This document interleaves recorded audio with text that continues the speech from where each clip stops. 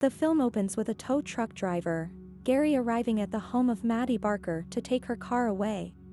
Maddie comes out and tries to appeal to Gary's feelings, as they were previously in a relationship until she ghosted him.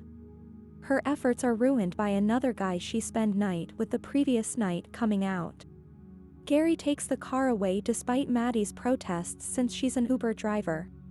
Maddie rollerblades to catch up to Gary and stops when he tries to buy breakfast. She tries to lower the car and drive off, but the car is still hooked to the truck, so she clumsily tries to pull out until Gary raises the car back up. Maddie ends up on probation as a result of her actions, and she is also told she owes a lot in back taxes, so she is in danger of losing her house. Maddie also works as a bartender at a waterside place, where she has lived all her life. She works with her friend Sarah and hangs out with her and her husband Jim. Maddie is noted by her boss as having an attitude when she gets into an argument with a customer who tries to buy a drink before the bar is open. On their break, Sarah shows Maddie a job listing from a rich family asking for someone to date their son before he goes off to college, and in exchange, they are giving away a Buick Regal. Maddie decides to go along with it because she has no other options, and she wants to exploit the rich since they're taking her house. Maddie arrives at the home of the Becker family and meets the parents, Laird and Allison. They discuss their son Percy, who is set to go to Princeton in the fall but is very awkward and shy with little to no friends, and he spends his days in his room playing video games. While they were hoping for someone closer to Percy's age, Maddie convinces them that she is the right woman for the job. However, Laird and Allison tell Maddie that Percy cannot know about their arrangement. Laird and Allison tell Maddie to find Percy working at a dog shelter. She wears a form-fitting dress and pretends to want to adopt a dog. Percy shows her a former police dog named Milo that was let go from the force for becoming addicted to cocaine. Percy starts to get nervous as Maddie comes on too strong and tries to leave early, but Maddie offers him a ride home after borrowing Jim's van. When she brings Percy to her house, he pulls out a can of mace and sprays her in the face. After Maddie painfully explains that she just thought he was attractive, Percy says he just wants to go on a proper date, to which Maddie agrees. Maddie later brings the van back to Jim and Sarah, telling them that Percy is difficult. Maddie brings Percy to a bar where she knows the waitress and gets him a Long Island iced tea, which he hates. A guy named Travis shows up, as he apparently used to date Maddie. He shows off his wedding ring and says that Maddie running out on him was the best thing that ever happened to him, and warns Percy not to get attached to her. Maddie later goes with Percy to the beach for a skinny dipping session. While he is reluctant, Maddie coaxes him to join her. Moments later, 3 drunk teens show up and steal their clothes, which contain their wallets, phones, and keys, so Maddie emerges from the water without clothes and proceeds to fight all 3 teens before they relent and give her back their stuff. When Maddie goes back in the water, Percy tells her there is something wrong with her. She starts to leave and drive away, but Percy is still without clothes and demands his phone back. When Maddie won't give it back, he hops onto the hood of her car, and she proceeds to drive with him hanging on. The cops see them and pursue, but Maddie fears she will lose her license if she is caught, so she drives quickly and manages to run across train tracks before a train can hit them, allowing her to lose the cops. Maddie brings Percy back to her place in another attempt. She tries to do a dance for him, and then has him try to do the same until she sees a rash on his back, which he attributes to anxiety. Maddie applies lotion to his back as he starts to open up about his history, including the fact that his classmates made fun of him for sleeping in his parents' bedroom and spreading rumors about him, which is why he doesn't like to go out. Maddie also opens up about an embarrassing memory to Percy. A former classmate named Doug Kahn shows up at Maddie's house, as he is now a realtor and wants to sell her house for full price. Maddie turns him away, as she still plans to save the house. Percy asks Maddie to spend the day with her for a real date, to which she agrees. They go to an arcade and win prizes before getting kicked out because Maddie was messing with another kid.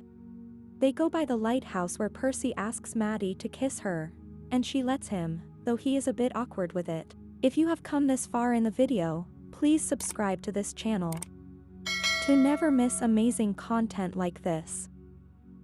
She also talks to him about how she never left Montauk and has stayed in the same house as her mom because her father gave it to them along with some money so that they wouldn't bother him and his new family.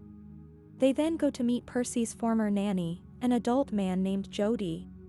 He suspects something is up with Maddie, though she just hits back that he is creepy for being a male nanny to a teenage boy.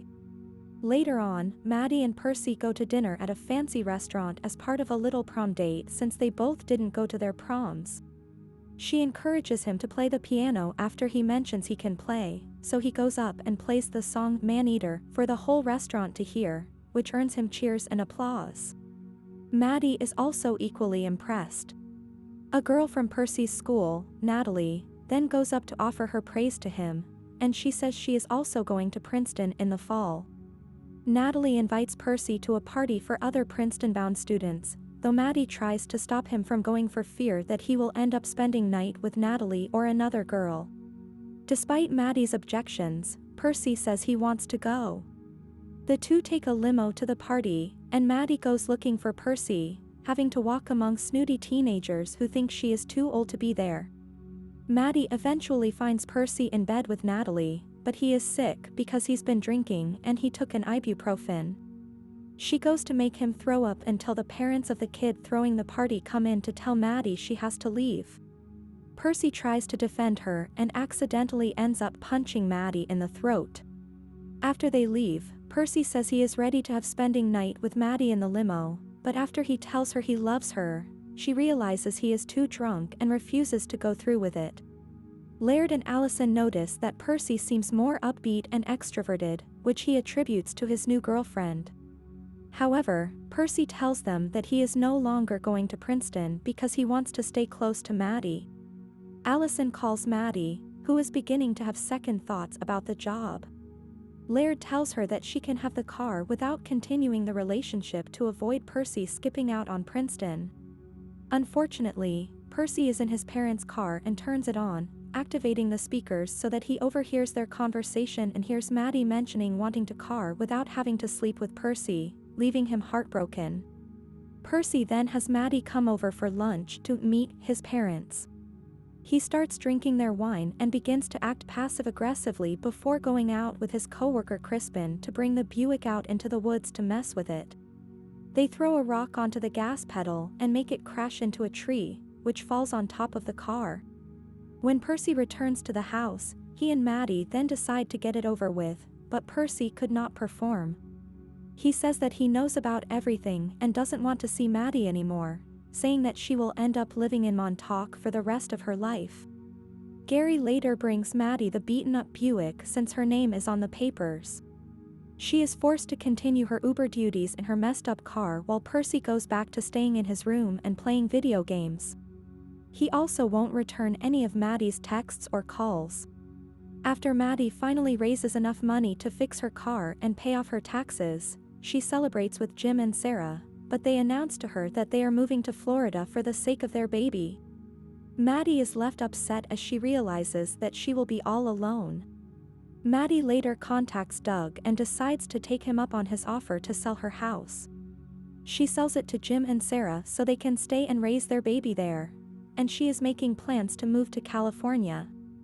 Maddie finds out Percy is at a Princeton mixer and goes to find him. He still refuses to speak to her, even as she tries to explain herself.